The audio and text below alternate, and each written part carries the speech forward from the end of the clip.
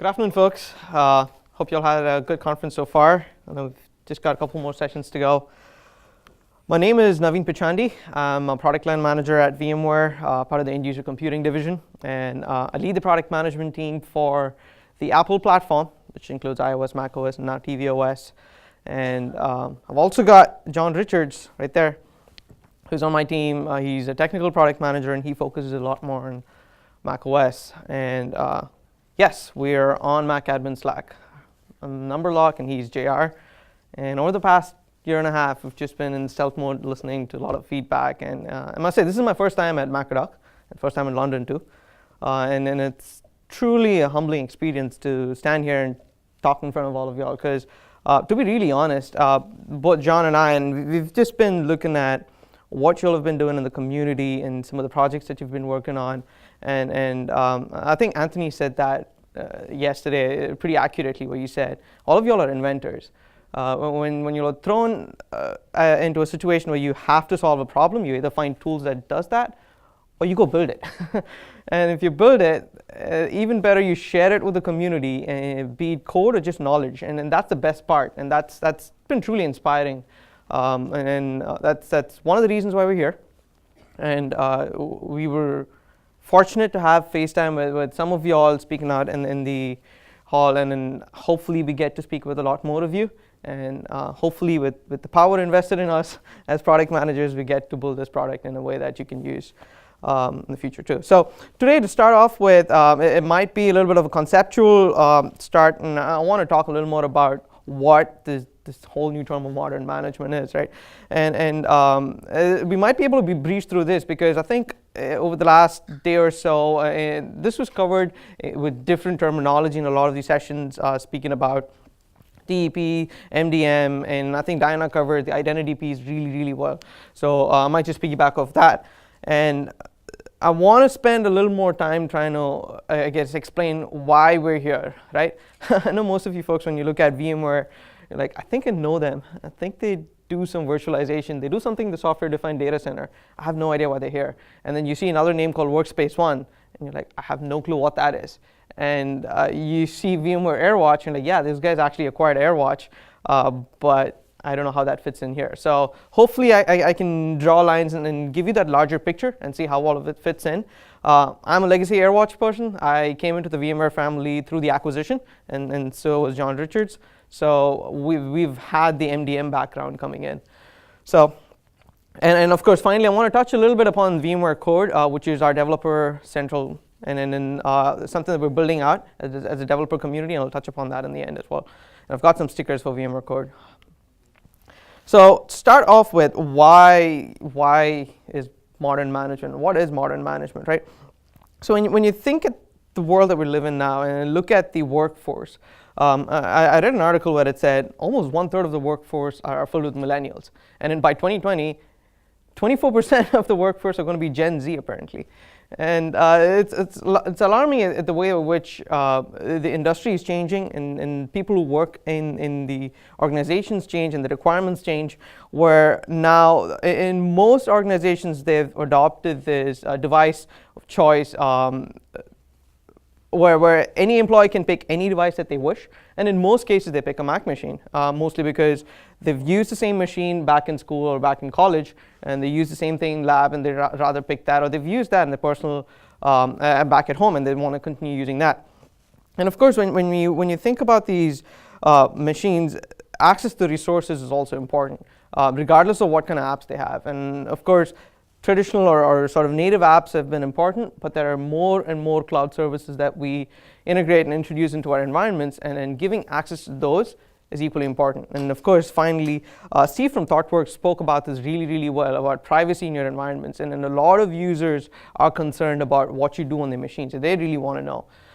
And some of the initiatives that you've started driving with Stethoscope from Netflix, and then I think Diana's Friendly Goes. Those are really good initiatives. And while you're actually figuring all of this out, trying to get that pristine user experience, this happens. You're trying to figure out, okay, what do I do next, right? Until this point, MDM was not even in the picture on macOS, right? You never needed this concept called as an MDM profile on the machine. On iOS, it's pretty straightforward when it started off, right? It's binary. You're managed or you're unmanaged. You have an MDM profile or you don't. You can't do anything else on that device after that. So on macOS, that just never existed until very recently, where nobody even thought of, there was no reason for you to have an MDM profile on that machine. So I'm going to try my best to maybe go through this evolution of where did this start, and I want to take a look at to see how did we get here, right? So in Lion, Apple introduced, I guess the minimum, I guess, what you can use with MDM, which is certificate-less samples, where you can device wipe a device and lock it with PIN. Exciting, obviously. Nobody wanted to use that because you already are managing the device in the way that you want with the tools that you have. And in 2012, they added some system policies where you can restrict gatekeeper settings and stuff like that. And in 2013, they introduced DEP and VPP in its crude form, where you can essentially just skip screens. That's pretty much it. And VPP was obviously with user-based license assignments, where you had to assign a license to an Apple ID and so on. And in 2014, they actually introduced the Install Application API for macOS. And essentially, it's the same API, and I'll talk a little more about it. The same API for iOS as well, where you can pass in the manifest URL or an App Store app ID to install. Just minor variations. But in 2015, Apple added a little more, I guess, functionality onto DEP APIs on top of just skipping screens, where you can hold the device in the setup assistant a little longer until all of the policies are pushed. And you can even create a hidden admin account on the machine. And while it's going through setup assistant on top of where an end user creates their account. And they also introduced, this is all just DEP, where you can actually force upgrade a device, and this is all major upgrades with just a push of a command. And with Sierra, they added a few more restrictions, but of course, the preview of APFS came in there, and that's when the scare started. Oh my God, how is everything going to change? Of course, last year, as promised, High Sierra shipped with APFS. And APFS, the demos were awesome, where they showed the way that it was extremely quick in cloning and all of that. But the challenges were that it was going to make imaging challenging, and the amazing scale ukulele, whatever we call it now, that came along with it, right? And so with all of this said, the way that I think I would define this whole new paradigm of modern management is just rethinking the way that we do deployment and provisioning, how you onboard these devices to users, as well as configuration and applications. And these applications might not just be package installers, disk images. It can be anything that an end user has to use, be it a web app or in some cases even a virtual app. If it's a Windows app that you need to run on a Mac machine for some reason, you can. And coupling all of this with a fabric of identity and access management. And while more and more organizations are being aware of initiatives like Beyond Corp, and they're trying to integrate that into their systems, it's really important to note that the perimeter-based model is no longer valid, or you soon have to move away from it, is the way that I put it. And identity is that new perimeter. And you want to take a look at not just that device, not just looking at the device attributes, but you also look at the user attributes as well as the device, and look at both of it before giving access to a resource. Now, so in this new world of modern management, the way that I would put it is that it would have MDM in its core for that device activation, and more of that attestation of sorts, where it says, yes, this device can be activated, it can be used in my environment, but MDM can only do so much, or it only can do so much for now. It does not fit all of your requirements for your environment. And Greg put it in a great way as well in his presentation today, where you have to use some of your agents or services that you use, like Monkey, Chef, Puppet, to actually configure the device as per your requirements. And finally, the access to some of your resources and applications are bundled with a layer of identity and access management. Let's hold that thought right there, and we'll come back to it. And let me go and talk about what is VMware Workspace ONE. And And to talk about Workspace ONE, I want to give you that larger vision of why VMware is even in this business. So if I may steal some words from Pat, our CEO, the way that he would exactly put this is the vision of VMware is for you to compute from any cloud, regardless of whether it's a private cloud, public cloud, or even a hybrid cloud, and allow you to give access to any application, be it a traditional application, a virtual application, and give you access to that on any platform or device of choice. That's in a short way of how I would put it. And that getting that last mile over to that end users and giving access to these resources to the end users is where Workspace ONE comes into picture. So Workspace ONE essentially is a platform that is powered by device management solutions on the physical as well as virtual. On the physical side, we use the AirWatch EMM solution. On the virtual side, we use Horizon technology to actually power and spin up that virtual instance with a layer of identity that ties in these two systems together to give you access to resources. And finally, there's a new component called as intelligence that we announced at VMware last year, which includes a cloud-based service that ingests all of this data to build an automation engine, as well as run some machine learning to give you good insights going forward. For example, most systems today only look at point in time to give you data. And when you run asset tracking or any of that, it gives you point in time data. What we like to do is also look at historical data, look at how your app rollout's been, and make use of some of those metrics, and also give you prediction when the next time when you push a version, we can tell you how long it could typically take, so when you would want to start. And stuff like that. Those are just some examples. I really wanted to show you some examples, or at least show you how this is going to look like. If we have some time, I'll try to pull up an environment and show you.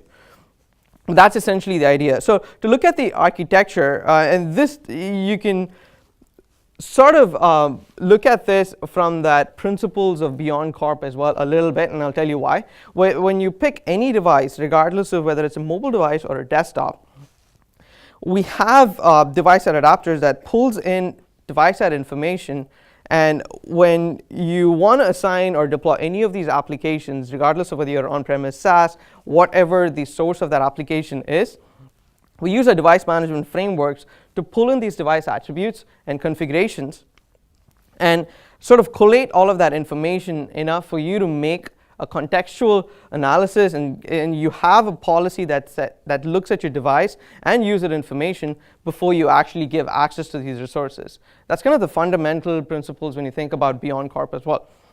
Now, this is the exact architecture that we look at, and there are a lot of moving pieces in here, and I wanted to give you this sort of an idea before we move forward, is because we're going to talk a little more about the AirWatch EMM side of it, of how you manage these devices, and we'll obviously get into that monkey piece, but this is the larger picture, and this is how the entire system integrates. So when we show you Workspace ONE and the applications and that catalog, you definitely can relate to it when you look at this picture.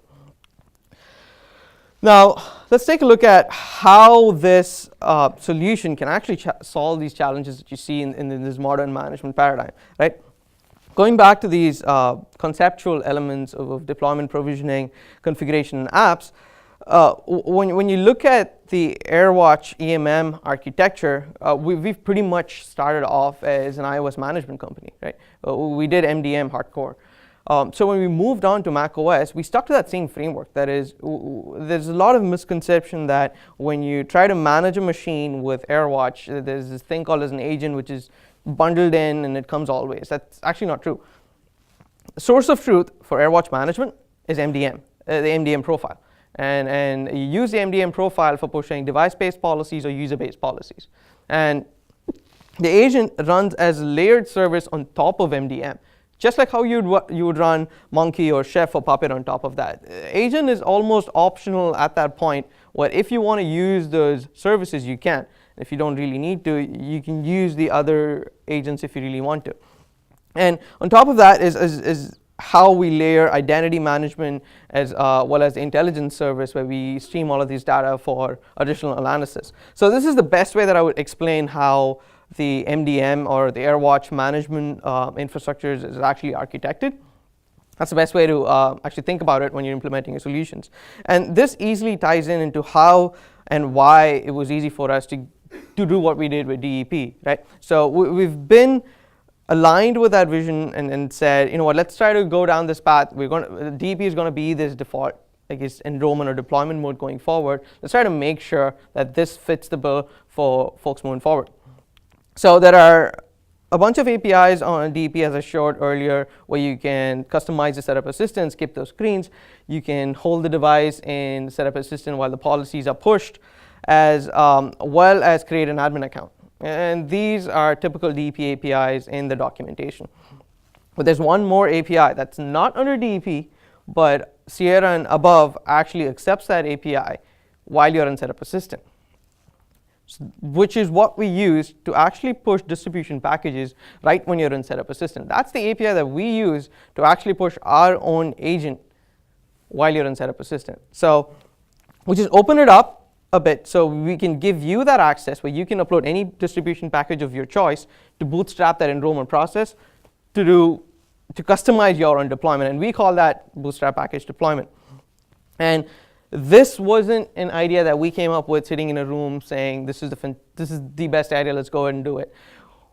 One of y'all actually came up to us and said, hey, I want to do this, do you think it's a good idea? And we just said, yeah, this is fantastic. And we turned around back and gave him an environment to start testing within a week. The gentleman's name is Eric Gomez. He was from Pinterest. He's still in Pinterest. He was the one who wanted to move from an imaging style deployment to DEP. And that's kind of why we did this. So to quickly explain sort of how this works, is while going through enrollment, when you have an MDM profile, we use the install application API to push the agent. And this is before bootstrap packaging, right? You would push your agent, in this case it's just our agent, but it could be anything at that point. And that agent or a client of sorts would install another distribution package, right? And this is typically how DEP would work. And what we essentially did is just that we allowed you to upload any distribution package where you can actually push any distribution package alongside the agent as well. So you're not bound by the requirement of that agent to actually push any distribution package. This goes back to some of the workflows that Greg spoke about in his talk today as well, where you can stitch workflows to push your bootstrap packages and not be tied by other agents that you need to push.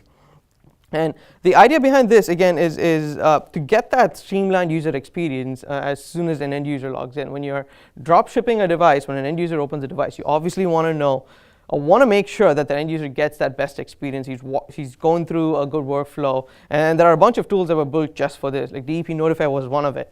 And having that baseline configuration out of the box, and I'm sure you've seen this video going around multiple times in the last day or so, where just to show as an example, we tried pushing Nomad, Santa, just to show you what's possible right out of the box. And then these were all bootstrap packages that we pushed. And of course, finally, when we think about drop ship devices, we want to make sure that it just gets pushed reliably. So we integrated with CDN. So as long as you're any of our cloud hosted customers, you get CDN for free. We integrate with Akamai, and that you get that pushed out pretty seamlessly. Now there are some caveats. One, you don't use this bootstrap mechanism to actually install large software like Office, and don't do that. It'll install forever. And the second part is this, and the reason I say don't do that is because the feedback from the device for the install application command on macOS is very limited. So keep in mind that you can use install application on iOS, and it doesn't do much. It just says command acknowledged, and I'm good. But there's this other concept called as manage application list query, where you can query the device for statuses based on the bundle ID. That doesn't exist for Mac. That you can do an app list query, which gives you 260, 270 apps on that device, but it actually doesn't tell you that something is happening or something is installing. All it tells is command acknowledged. And we've seen enough instances where even if your command's acknowledged, it would still fail. Like if you don't have a signed package, if it's not a distribution package, it'll happily accept the command, but it'll still fail. This was a tough one.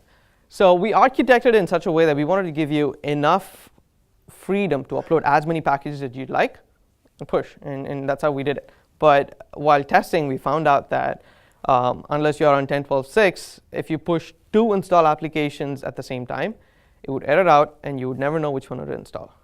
And it would just error out consistently until you reboot the machine. And Eric Gomez came for the rescue. So he built this amazing tool, and he ingenuinely called it Install Applications with an S in the end. And it's IAS and IA, is how they say it. And he has a Slack channel called Install Applications, where he I guess answers your questions if you have any questions. So essentially, this kind of mimics what if you know Plan B from Google macOS, it does something very similar, but he's now done a lot more with this tool, where you can even run scripts on user or device scope and all of that. And on top of that, John Richards actually documented this entire process pretty detailed in our VMware code site, and I'll talk a little more about the site in the end. But this site also has enough samples, so even if you want to try this out and see how the experience is, you can actually do that. There are some sample packages in there which just it changes your wallpaper or installs. I think it also installs Santa. There's one example with Santa in there. And just to show you an example of what's possible. Right. And moving from deployments, it's talking about configuration management. It's really important to understand sort of what's possible with MDM and what we add on top of that with the agent. And this is the reason why I said the agent and MDM are completely decoupled in the sense where you don't need the agent for every single deployment. So on the MDM side, we support everything that's out in the protocol. As soon as there's an API, we go ahead and support that in the console, including the kernel extension policy. And what we do with the agent is just some additional configuration. For example, we go ahead and configure our own application, which is VMware Fusion. We can license that application, and then we just have some scripts running in the background that helps you do that quick. And we also have, all right, it's back. We also have Microsoft Outlook configuration, where it looks very similar to a typical profile on the console, but it actually configures Outlook silently in the background. These are just some examples, but if you wish to go completely native, you get all of the options below that. And MDM actually has a lot more policies coming out. Apple actually has been introducing a lot more policies just on the MDM spec, and it's really good to keep a bookmark of just to look at what are the APIs that Apple's releasing, because until a couple years ago, if I'm not wrong, the MDM spec was not available publicly for everybody to look at. It was only available for MDM vendors. And Apple's now opened that up, where as soon as a new API, be it a command or a profile is available, you can actually look at that XML. And which is why we opened up in a concept called as custom command, where you can pass an XML of a command to a device, where even before we build something in the GUI, you can go ahead and test that out. And there are APIs available for that too. So you can just pass an XML of any command that you want. You want to test the restart or shutdown. You can actually send the XML of that command right in that API or in the GUI, and you can test that out. This is just an example of what's coming in the future and stuff that needs additional framework to build. And I get that some of these might just not look like what you would need in a generic sense. You say, this is great, but this still doesn't fit the bill for what I need to do. But I guess in the future, they will expand on top of this. And we're going to keep a track of these to make sure that we implement it in a way that once it becomes a requirement, you can continue to use it. Now, having said all of this, let's move on to software management.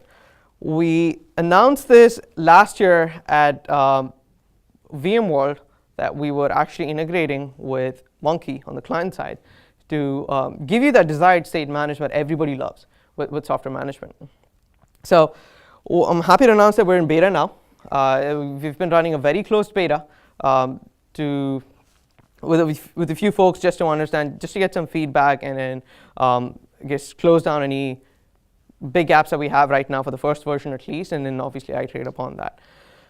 So before we get into it, I really want to show you a live demo, hoping that the projector doesn't freak out or the internet is stable. But I want to show you the quick architecture of how this is architected. I'm sure a lot of you have questions around how this is going to happen, right?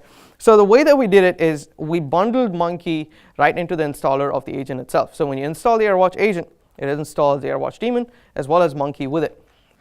And the kind of architecture that we took for this is very similar to the masterless Puppet or Chef Solo, where Monkey doesn't actually talk to another web server. It looks locally for its manifests and PKG infos.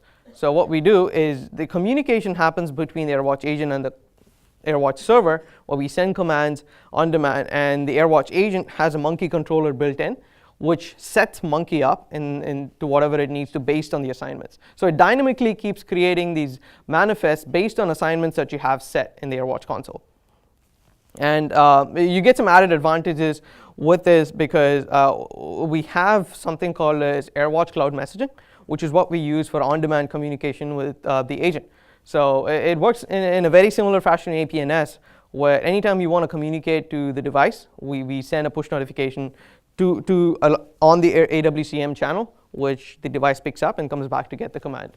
And this is an addition with the regular check-in that the agent does, very similar to how Monkey does today.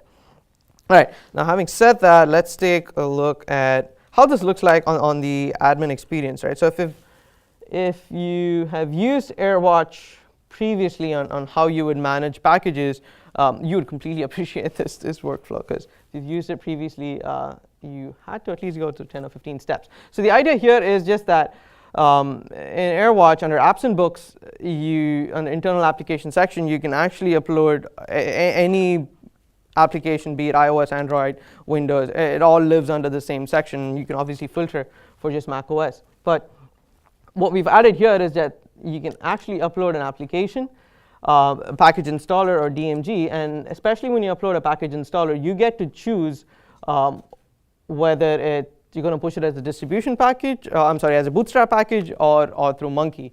And I don't know if the internet's going to handle that, but by the time that does that, what we also did was for folks, so there are two sets of users, right? We know that there are folks who know Monkey really well, and there are folks who don't know Monkey but really like the idea, and they haven't really gone to the extent of setting it up and knowing the intricacies. So we wanted to make it extremely simple for that case, where we actually built a GUI wrapper to help you. All it does is just runs Monkey import in the background.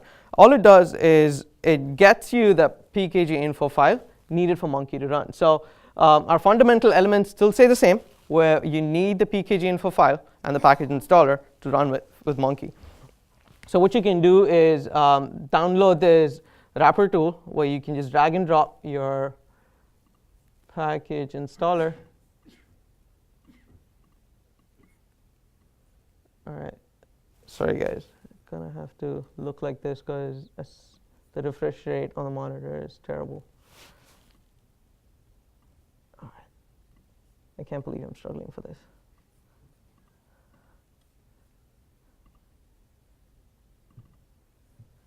All it does is it runs Monkey import in the background and exports it to a local folder on the machine, where you can actually look at the icon, if there was one, package installer, and the PKG info plist. It's nothing but just running a Monkey import in the background. So as soon as you have that and you upload the plist on whatever that is. Oh my God, this is terrible.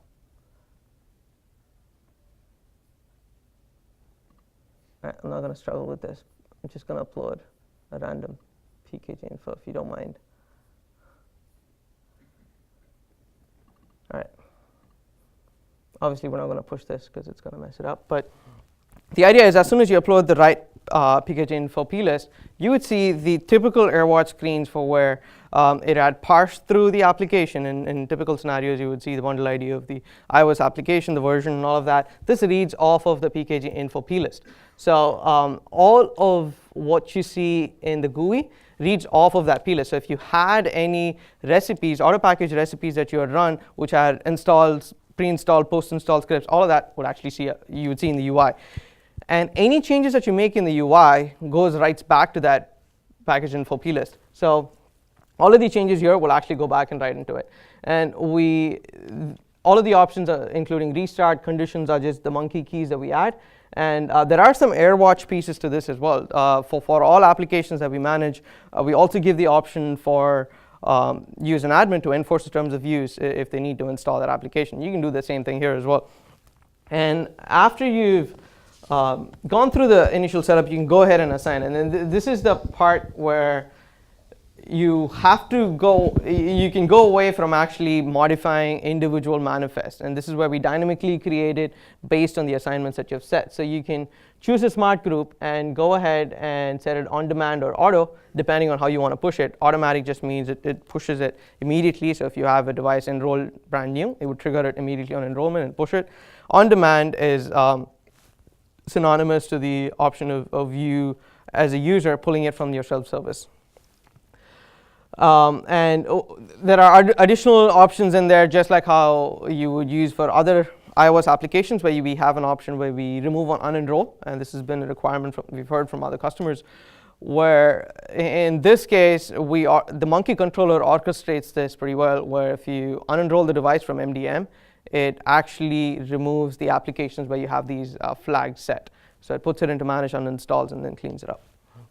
Now we won't add this because it's not got the right package info, but I'll show you some other applications in here, which, like for example, if you look at Sublime, we've gone ahead and just added terms of use for an end user to actually accept it when they have to install. Now, this is great, but there's also telemetry associated with this, right? When you're trying to install an application, you want to know how many have installed. And the first version, and this is what we spend some time on, to make sure that when an application installs successfully and it fails, you have that reported back up to the console.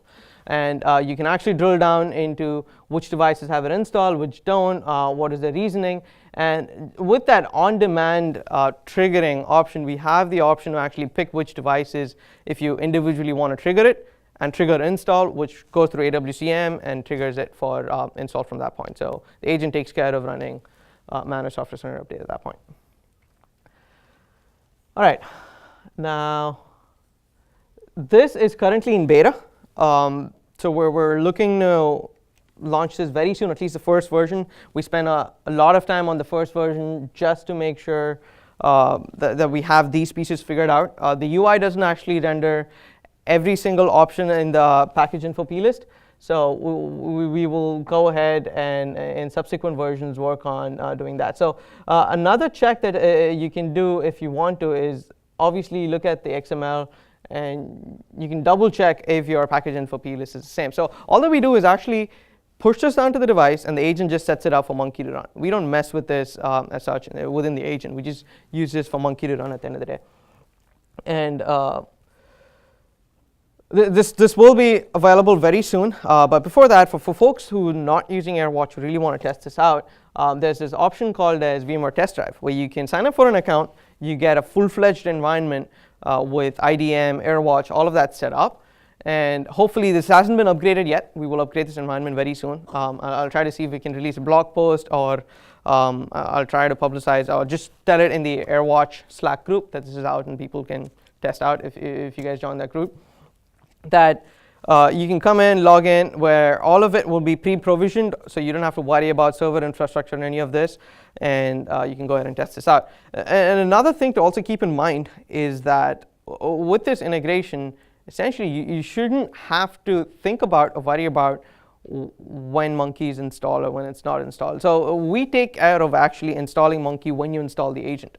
So, and you don't have to worry about installing a file server, because the AirWatch server, when it upgrades to the right version, sets up all of your requirements and then communication that the device needs. So all you need to know that the underlying, I guess, technology or the library that it's running under is using the Monkey logic, but nothing else. You don't have to worry about anything else. And now we spoke a little bit about just the admin experience, right? And I'm sure your next question is, oh, that's great, and I can set it up on the console. That kind of takes your work away from the Monkey web admin or Monkey admin app. What about the end user? Managed Software Center is a big piece of your larger story of how you deploy your applications, right? We've looked at that and we said we already have a ton of catalogs within VMware Workspace ONE and all of that, where when we think about applications, it's just that we look at the entire gamut of you have SaaS apps or web apps, we have virtual apps run by Horizon, and you have App Store apps from VPP, I know there are just 4 apps that you can use from the App Store today, but hopefully if it increases someday, you could use VPP. And finally, there's this set of native apps that we're now going to use with Monkey. So we decided that to have a common place or a unified catalog for all of this, we decided to go ahead and build another native application, and that's called Workspace ONE.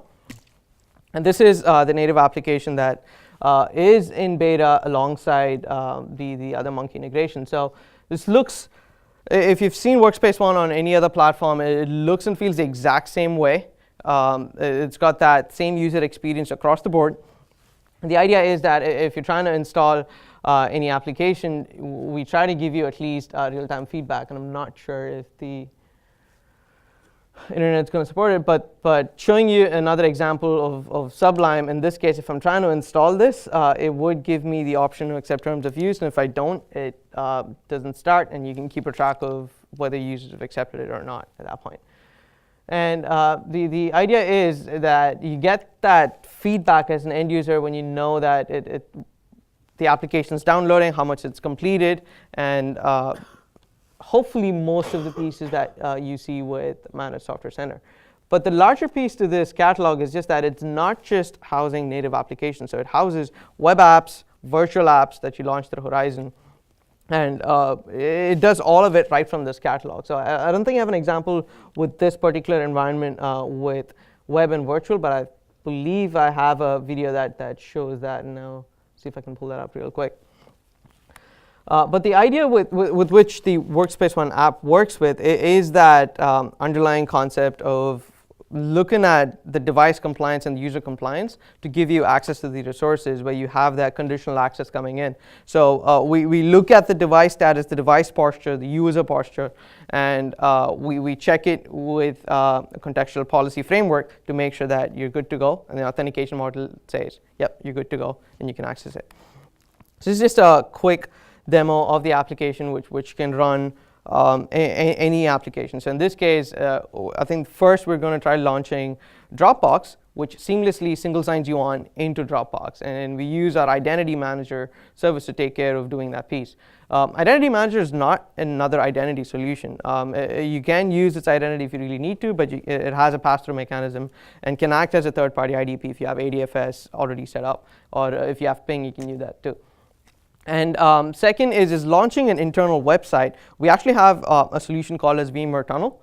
It's in the App Store today. It can tunnel internal Safari domains and soon third-party apps too. And you don't have to activate full device VPN for that case. It's just a per app VPN.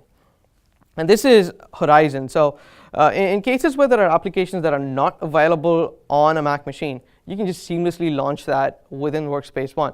And it's high fidelity using a protocol known as Blast Extreme. It just looks very close to a native app. You know, it's not a native app, but it looks very close to that. And the final piece of the puzzle was obviously the native app installation. And bringing it all of this together into one application is that vision. That's where we're moving towards. And that's what we're trying to get with that first version. Now, to summarize this entire sort of solution, in terms of deployment, we've always been in this goal of trying to get into this modern management paradigm where you use DEP as your default, and you also have user-initiated flows, but we sort of never supported an imaging provisioning system. And that was mainly because of the way that architecture was structured, and it was because that you needed an MDM profile to do anything on top of that. And in terms of configuring policies, we have policies that can be pushed through APNS or through AWCM to our AirWatch agent. And we have a couple more configurations with respect to patch management that the agent runs, where you can tell it to either point it to Apple SUS or your own SUS, and then you can run it in that desired state management where you can say always install patches or just prompt the user to install the patches. And completing the story obviously will be app management, which I just showed you, and of course enforcing security with compliance policies and then setting up firewall or firmware, which we previously actually even currently do it with the agent. We want to move it away to native MDM as possible. So as and when we see anything that native MDM supports, we want to be able to move that to that model.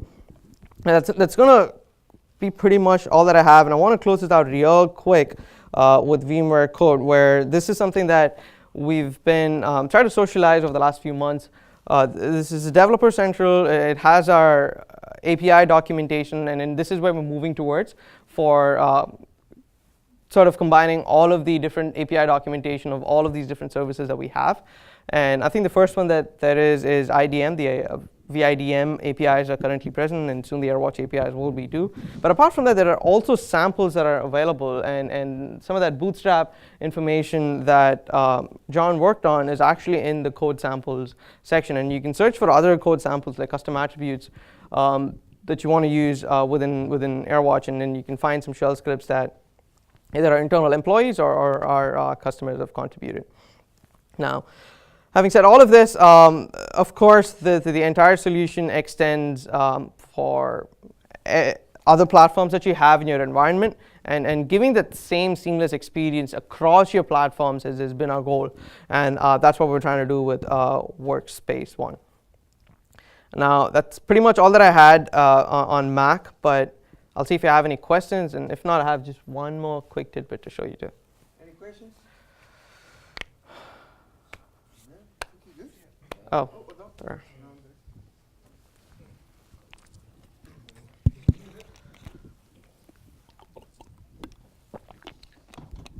What happens when you don't have a country that supports DEP? How do you deploy? I'm sorry, can you repeat that? What happens when you have a country that doesn't support DEP?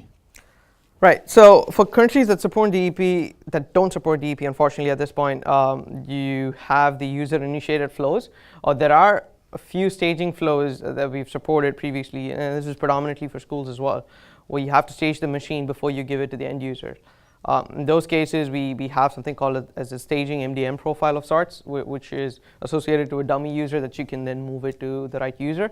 All of that's possible. Obviously, unfortunately now you have to make sure they're user approved when you're installing it, and you couldn't do it with any sort of form of scripting. So those are options available as well.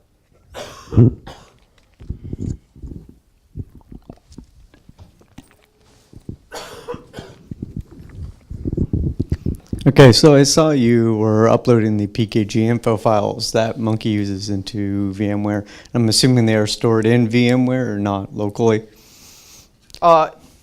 Yes, so the PKG info files are for obviously when you store it in VMware, so when you edit it, it reads off of it again in the UI. But the actual storage for it to run on the device, to actually install, is actually pushed to the device to locally store it on the device as well. There's a copy on the device as well. Are you still going to be able to integrate with something like Auto Packager?